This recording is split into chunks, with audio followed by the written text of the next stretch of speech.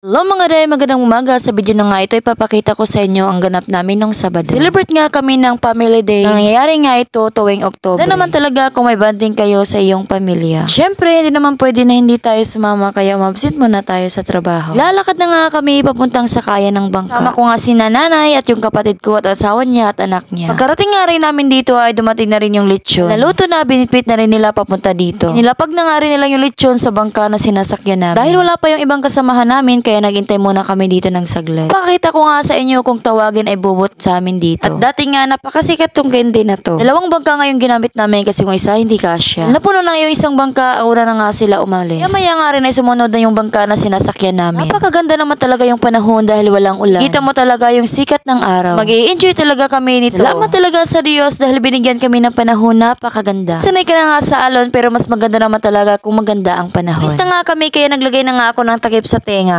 Nasubukan ko lang kung anong feeling ba, chor. Talino naman talaga nung dagat. Kita ko nga sa inyo kung gaano kaganda yung lugar namin dito. Lalanghap mo talaga yung sariwang hangin. Salubong nga namin yung barko kaya sinama ko nga na pag-video. Talaga paminsan-minsan ay pumunta ka rin ng dagat. Tanging alon at hangin lang yung maririnig. Hindi yung ingay ng mundo. Napakaseryoso naman talaga yung mga kasamahan ko dito.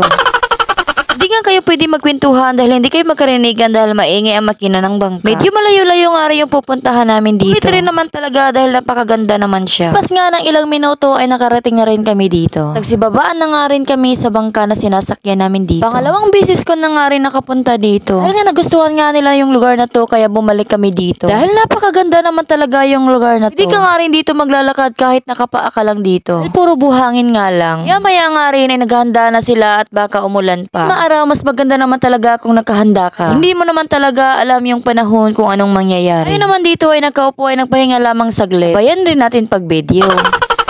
Umpisahan na nga ni Kuya Judel sa paghahati ng lechon na to. Nagbo-voice over nga ako dito ay natatakam pa rin ako nito. Pangiti nga si Ate Melanie parang natatakam na to sa lechon. Ayun, hindi nga nakapagantay ay kumuha na siya nauna. Napakaseryoso kumain yung nasa likod ko.